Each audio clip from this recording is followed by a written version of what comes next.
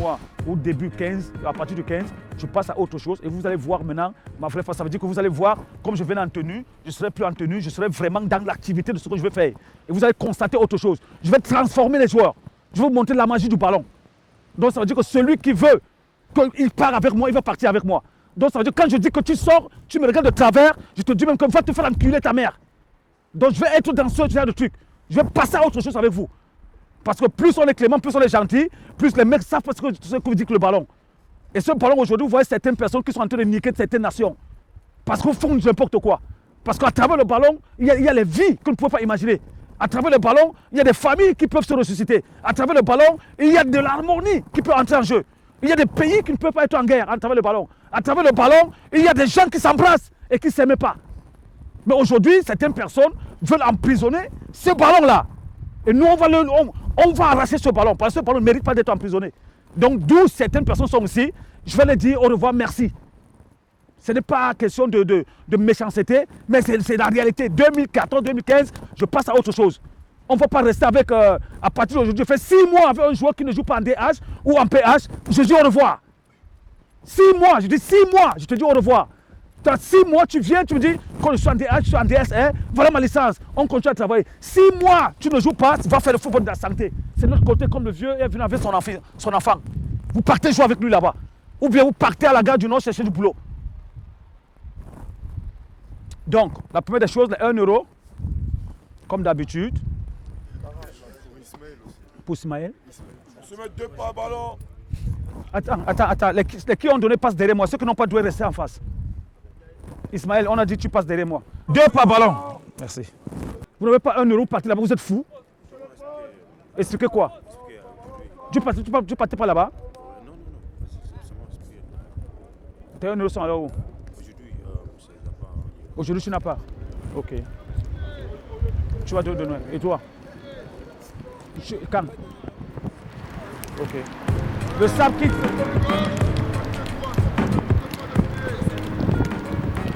Bon, je dis mon parcours, j'ai joué un peu au Cameroun, après je suis venu en France, étant quand même jeune quand je suis arrivé. Et j'ai fait un peu la sélection avec des jeunes à Clairefontaine. Après, je me suis retrouvé en Italie, à Genova. Après, avec beaucoup de blessures, je suis revenu en France. Après, je suis parti à Bourges, en CFA. Et après, j'ai fait 2 ans. Après, trop de blessures et j'ai décidé de jouer dans le domaine d'arrêter. Campos et moi, on se connaît depuis Cameroun. Donc, quand il a eu l'idée effectivement de créer cette association, bien évidemment, j'étais encore joueur. Mais je lui ai dit tout de suite que non, voilà, j'adhérais parce que j'étais, comment dirais-je, à la fin de carrière où effectivement je prenais en charge, n'est-ce pas, les jeunes de club. Et c'est tout naturellement, n'est-ce pas, que je suis venu avec Coach Campos pour qu'on essaie, n'est-ce pas, d'aider les jeunes effectivement à avoir une certaine forme physique, technique et athlétique pour effectivement avoir la chance de retrouver un club. Parce que n'oublions pas que ces joueurs-là, c'est des joueurs qui ont vécu. Et les joueurs, n'est-ce pas, qui jouent au Cameroun, il y a ceux qui étaient, n'est-ce pas, dans les centres de formation, ceux qui étaient professionnels. Et pour X ou Y raisons, ils n'ont peut-être pas eu la chance de continuer. Donc suite aux blessures, les mauvais choix, les mauvais conseils. Donc nous les aidons, n'est-ce pas, nous les accompagnons, n'est-ce pas, dans leur remise en forme pour qu'ils essaient, n'est-ce pas, de retrouver un club. L'appui du milieu. On passe par l'appui du milieu pour trouver la 3e personne, pour faire la 3e passe longue. Ok? On sort. Donc, au milieu, Ronny et un rouge, n'importe lequel au milieu. Je vais se donner le ballon. Et ils sont en train de jouer, moi je perds le temps. Qui n'a pas compris l'exercice? J'explique encore. Si vous avez compris, on peut jouer. C'est une conservation, c'est un jeu. Mais c'est de partout. Pour trouver le coéquipier qui est adverse, on donne la 3e passe, il trouve longue. Et on joue toujours. Qu'est-ce qui est compliqué? Non, toi tu fais pas la passe. Non, c'est lui qui fait la passe. Toi tu ne vois pas ce côté, Charlie. Voilà, même pour qu'il change. Mais c'est le jeu. Je suis dans un club FC Matello, première division au Cameroun. Alors un monsieur qui se présente avec 2 autres de ses collègues, il dit voilà, écoute, ce joueur me plaît, l'autre me plaît, il nous prend. On était en nombre de 10 avec des joueurs d'autres clubs. Il nous prend, il prend l'argent au président, il prend l'argent à nos familles. Chacun a donné 2 millions, plus 1,5 million pour le billet d'avion, aller-retour. Voilà, il nous prend, il nous amène en Russie. Arrivé en Russie, non seulement il ne parle pas russe, il ne parle pas anglais, il parle juste français. Donc moi je trouvais ça déjà bizarre. Il a fait 2 jours avec nous, après il nous a abandonnés, on a fait 7 jours à l'hôtel, on ne savait pas où il était, son téléphone ne passait pas, lui il était reparti au Cameroun pour reprendre d'autres 10 jours. En fait on s'est retrouvés comme ça, on ne sait pas où aller et tout, on a appris qu'il y a l'université des amis. En plein centre de Moscou, on est allé là-bas, on a trouvé plein de gars du Cameroun, des pays africains. Donc voilà, comme ça on galère pendant 8 mois, pas de club, pas de foot, on se met à prendre du poids, il n'y a rien du tout. Ben, heureusement pour moi, j'avais mon oncle qui était ici en France, il m'a trouvé un contact en Ukraine. Après, je crois 11 mois, c'est là où j'y vais et je signe mon premier contrat dans un club de première division, à Ilchevsk Mariupol. Alors c'est comme ça que j'ai commencé mon parcours. Après cela, je suis revenu à Moscou où j'ai joué dans Kamaz en 2e division, je suis reparti en Asie. De l'Asie, j'ai signé en Moldavie, puis j'ai joué en Lituanie dernièrement, il y a 6 mois. Je suis revenu ici parce qu'actuellement c'est un mercato, il faut se préparer. Vu que ça fait 6 mois que je suis sans club.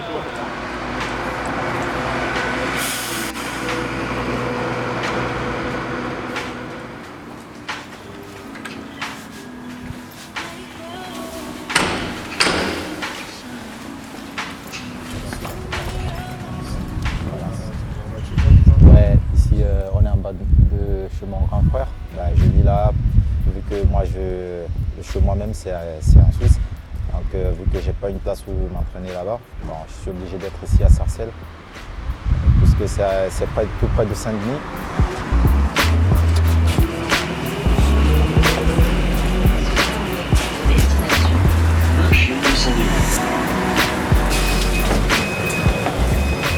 En Afrique, j'ai toujours été côtoyé ou bien aidé par certaines personnes que je n'ai jamais croisées dans ma vie. Et quand je suis arrivé, j'ai croisé un jeune qui voulait jouer dans les buts. Moi, sachant qu'à la base, j'étais un gardien. Et il m'a dit, est-ce que tu peux me rendre ce service? J'ai dit, attends, c'est qu'un bonheur. Rendre service à quelqu'un, c'est qu'on peut imaginer. Donc, du jour au lendemain, je me suis levé. J'ai commencé à l'entraîner. Et puis, de bouche à oreille, il y a eu 2, 3, 4, 5. Aujourd'hui, je me trouve dans une situation où Saint-Denis est connu un peu mondialement, en fait. Tu vois, ce qui est terrible avec nous, les Africains, c'est que c'est surtout nos propres frères camerounais, tu vois, qui niquent les entraînements, qui font n'importe quoi. Tout simplement parce que Campos, il a l'habitude de rigoler bien parce qu'ils sont amis. Mais ils doivent comprendre que là, parce que moi je ne sais même pas, parce que Campos, il ne gagne rien du tout. Il ne paye pas, on ne paye pas les entraînements. Ailleurs, c'est pas le cas. Ailleurs, c'est pas le cas. Tu payes avant de t'entraîner. Et puis quand tu t'entraînes, tu fais ta merde, on te fout dehors. Mais bon, eux là, même les 1 € qu'on demande de cotiser chaque jour, ils ne parviennent pas. Mais c'est incroyable. C'est incroyable. C'est vrai que quelqu'un peut être dans la merde, mais attends. Quand on demande de donner 50 € pour les ballons qu'on joue tous les jours, les gars, ils sont incapables. Depuis 7 mois, c'est hallucinant. Donc, moi, je regarde, je me dis, mais s'ils sont sérieux, est-ce qu'ils savent vraiment ce qu'ils foutent là? Parce que c'est incroyable. Bien évidemment, tu es obligé d'avoir une dimension sociale parce que si vous savez, comme je vous ai dit, on a plus de 60 joueurs. Donc il y a ceux qui n'ont pas forcément les moyens d'y vivre, c'est pas évident. Donc la dimension sociale est très très très importante parce qu'à partir du moment où il y a des joueurs qui sont obligés, si vous voulez, entre-temps, n'est-ce pas, entre guillemets, frauder pour venir s'entraîner, des gens qui n'ont pas forcément mangé, des gens qui ne sont pas dans un bon état d'esprit, qui ne savent pas forcément où ils vont dormir. Donc tu ne peux pas, avoir le même comportement que celui qui est, stable socialement. Mais après, Campos, moi j'ai jamais vu une personne pareille. Parce que dire que ça fait 9 ans qu'il se lève tous les matins pour venir là, pour donner ce qu'il sait, pour donner du savoir aux gars, pour essayer de les aider, mais les gars, ça a le moins de respect, être humain et puis lui donner le respect qu'il mérite, ils ne parviennent pas. À un niveau, ça fait mal, tu vois. Comme hier, par exemple, il s'est énervé, il n'a pas pu donner les entraînements, il a demandé à son collègue de le faire parce qu'il était super vénère.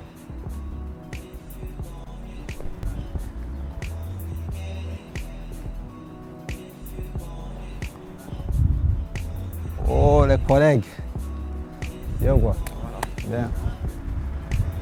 Bien ou quoi?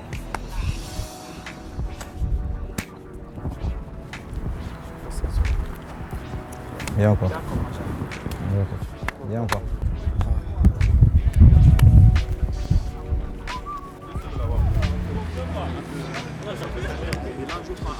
Tous les gens qui m'ont attaché là, j'envoie ça sur moi détaché.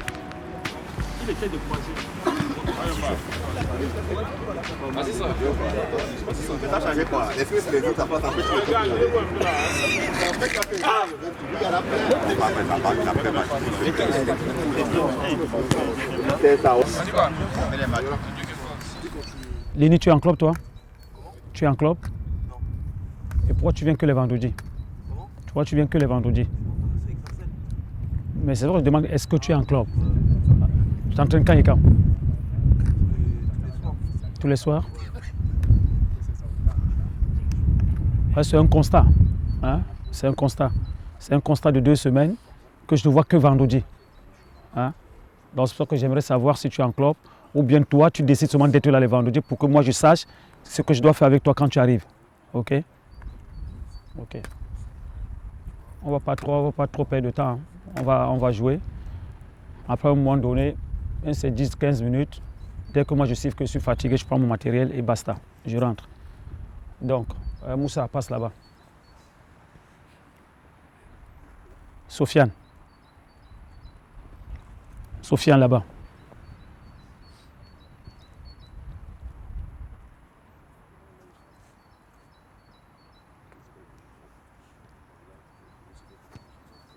Guy, là-bas.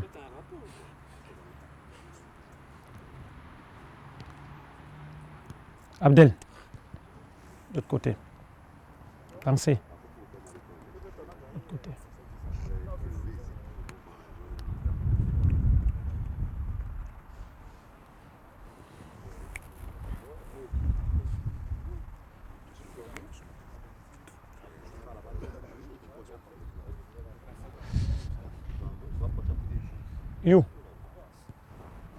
Yumba.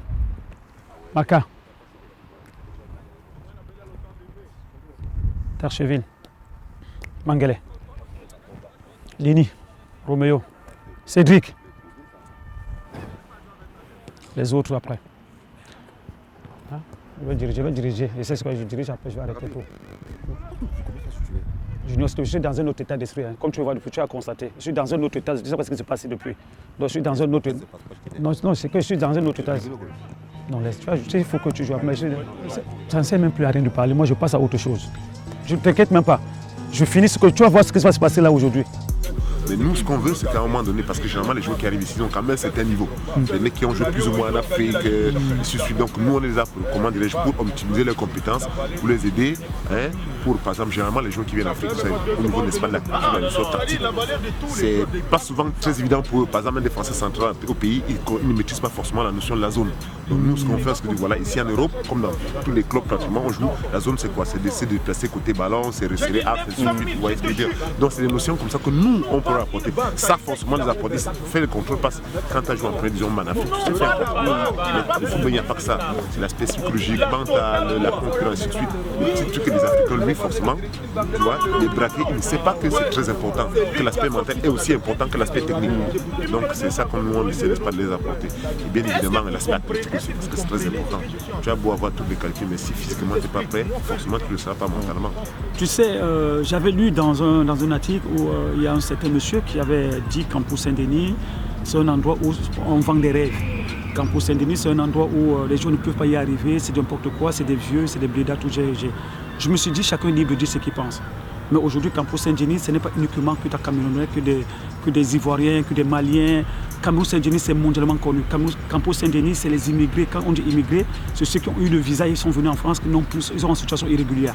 Donc quand ils se trouvent dans cette situation, s'ils sont là, je ne peux pas les tourner le dos. Ils ont besoin d'être aidés, que ce soit des Asiatiques, que ce soit ça vient de partout. Aujourd'hui, je dis seulement à cette personne qui a dû envoyer ce message, qu'il essaie de voir aujourd'hui, c'est des Français de 18-17 ans qui ont été virés dans des centres de formation, qui sont avec Campus Saint-Denis, et qu'aujourd'hui, c'est ces Français qui sont en train de repartir et de jouer au football. Et comme l'homme est ingrat, qui pense à sa gueule, Campus Saint-Denis ne pense pas qu'à sa gueule. Campus pense aux enfants. Campus Saint-Denis pense d'abord à la société. Échauffez-vous. Laissez-les choisir. Je dis échauffez-vous.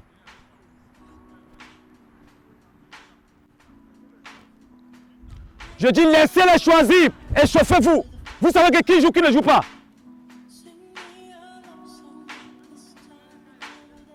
Échauffez-vous. J'ai demandé 10 minutes d'échauffement. 6. 7. 8. 11. 10, 9. Approchez.